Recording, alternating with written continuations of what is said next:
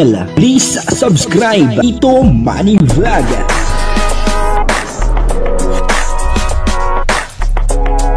Payagan po si Tito Manny Vlog na mag-reactor para pambiling gamot sa kanya pong karamdaman. Wala man siyang records ng ng awayan. Ito po yung dahilan kung bakit hanggang sa ngayon ay hindi pa po sinasagot ni Kalingap Dan yung issue.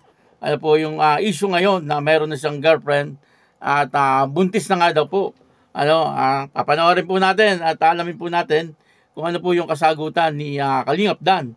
Pero bago po yan, ako muna po bumabati sa inyong lahat ng magandang umaga, magandang tanghali at magandang gabi sa inyong lahat mga kapatid. Kung saan man kayo ng panig ng mundo naroon ngayon, ay mag-iingat kayo palagi at pagpalain kayo ng ating Panginoon.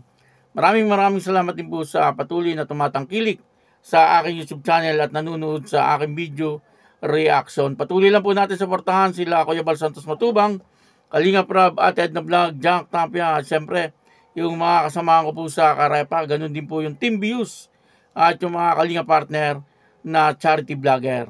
Ito po basahin po natin yung kasagutan po ni Kalingap Dan kung bakit hanggang sa ngayon ay hindi pa po siya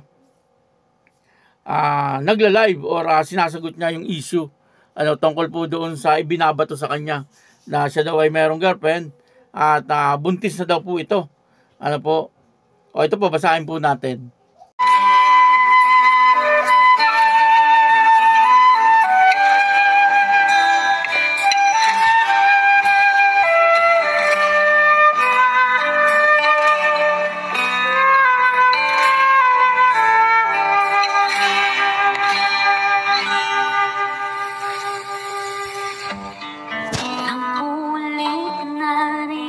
At ang sugat tilang malala, dami ng pagkukulang,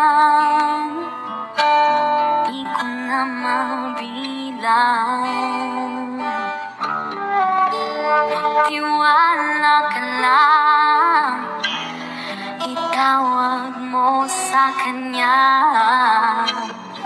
Huwag kang mag-alala, dahil nakikinig siya. Huwag kang bibitaw, kumapit ka lang, huwag kang susuko. Ipaglaban mo ang katotohanan, ituloy ang laban. Marami po nagtataka kung bakit hanggang sa ngayon ay hindi pa po sinasagot ni Kalingap Dan itong issue tungkol po sa kanya. Kumbaga ay talagang marami ang talagang gustong malaman ang katotohanan. At talagang gusto po nila ay mismong manggaling kay Kalingap Dan. Kung ano po ang katotohanan dito sa isyong ito. Pero dito po sa comment na nakuha natin, ang sabi niya po ay may vlog pa etong si Kalingap Rab at kailangan daw po etong irespeto. At miss na miss ko na kayo. Ibig sabihin ay miss na miss niya po niya yung mga followers ng Dan Joy. At maliwanag na kailangan ay siguro bago po siya magsalita ay si Kalingap Rab muna. Parang gano'n ang pagkakaintindi ko. Ako po yung mali, ay tama niyo po ako. Siguro pagkatapos po mag-live ni Kalingap Rab ay saka po si Kalingap Dan ang magsasalita tungkol po dito sa ibinabatong issue sa kanya. At hanggang sa ngayon, siyempre, hindi pa rin po ako naniniwala kasi ako po ay maniniwala lang kung mismong manggaling kay Kalingap Dan or kay Kalingap Rab o kaya ay kay Kuya Bal na sinasabing totoo yung mga issue, yung totoo yung mga binabato kay Kalingap Dan na ito ay meron ng girlfriend at ito ay buntis na, saka po ako maniniwala. Pero hanggat wala pong gano'n, ay talagang mananatili po ako na talaga hindi maniniwala. Bagamat may mga nagsasabi na totoo daw po ang lahat ng ito. Kasi mahirap maniwala, kung sa iba po nang galing, mahirap pong maniwala.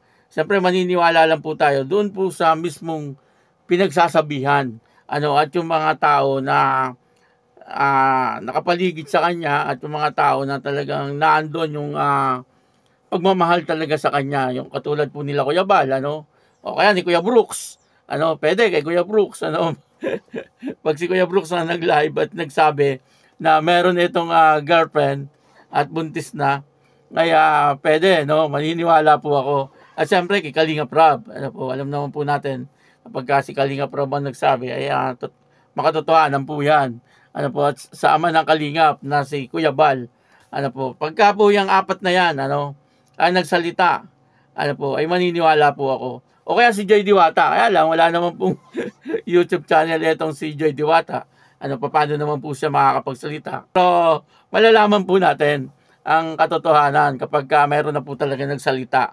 Ano po, doon sa mga binanggit ko na pangalan, isa lang po sa kanila magsalita, ay talagang lalabas na po ang katotohanan. Ano po, kaya abang-abang lang tayo, ano po, at wag po tayo magsasalita ng hindi maganda, ano, na ikasisira po ni Kalingap Dan, ano. Patuloy lang po tayo sa pagsuporta kay Kalingap Dan, ano po. Kasi wala pa naman po kayong nailalabas na prebe na totoo itong isyong ito, ano po. At kung halimbawa man, ano po, na ito ay totoo, halimbawa ito na ito ay naging totoo, ano po, ay tao lang si Kalingap Dan, ano po, at talagang siguro ay hindi na po siya nakapaghintay, ano, dito kay Joy Diwata, kasi 5 taon din ang hihintayin niya. Kaya ito namang si Joy Diwata ay maganda naman, ano po, sa ngayon pa lang siguro marami na nanliligaw dito kay Joy Diwata, ano, lalong-lalo na po siguro kapag nalaman nila na wala na sila ni Kalingap Dan, ano, sigurado marami po ang talagang manliligaw dito, no, kay Joy Diwata. Medyo masakit, ano, kasi siyempre yung iba ay umasa na silang dalawa ang magkakatuluyan, ano po. Pero may mga pangyayari kasi na katulad po niyan, ano, na hindi inaasahan. Sabi ko nga po noon, ay hindi po natin alam ang bukas, ano, kung yan po ay totoo, pero kung hindi naman po yan totoo, ay yari kayo, yung mga nambabas dyan, ano, yung gumawa ng isyong ito, ay talagang mayayari ka, ano po. Kasi pinagkakaguluhan ngayon ito para po sa akin hanggat hindi po lumalabas mismo kay Kalingap Dan, kay Kalingap Rob, kay Kuya Brooks, o kaya kay Kuya Bal, ano po, ako po ay nanatiling hindi naniniwala.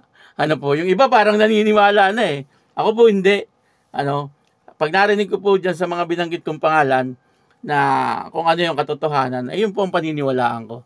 Ano po, kaya yun, ano, maraming salamat po sa inyo lahat. At ako po si Tito Manny Vlog na nagsasabing God bless you all. Diyos mabalos.